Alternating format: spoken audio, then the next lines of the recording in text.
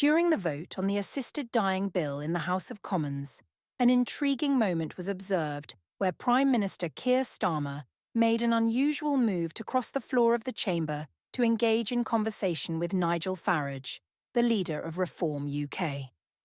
This interaction was particularly notable because it took place in the midst of a highly debated and emotionally charged legislative session, where MPs were casting their votes on the contentious issue of legalising assisted dying. Starmer, typically seated among his Labour colleagues on the government front bench, stood up and navigated his way across the green-carpeted floor of the Commons, passing MPs from various parties to reach Farage. Farage, at that moment, was in conversation with Conservative MP David Davis, but turned his attention to Starmer as the Prime Minister approached.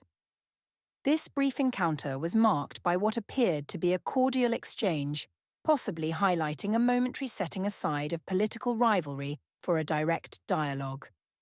Observers noted that Starmer gave Farage a light tap on the arm, suggesting a moment of levity or acknowledgement before they discussed the matter at hand, albeit briefly. After a short conversation, Starmer returned to his seat among his party members. The interaction was captured by cameras and quickly became a topic of discussion both within the parliamentary press and on social media platforms. It was seen as a rare instance of cross-party communication, especially between two figures who have historically been on opposing sides of many political debates.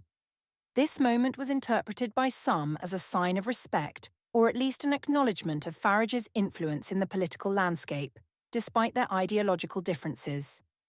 Media outlets and political analysts speculated on the content of their conversation, with some suggesting it might have been related to the assisted dying bill itself, given the context, while others pondered if it was a strategic move by Starmer to show unity or perhaps to discuss broader political issues in a less confrontational setting. The exchange was also highlighted for its symbolism, showing that political rivals can engage in dialogue even in the heat of parliamentary debate.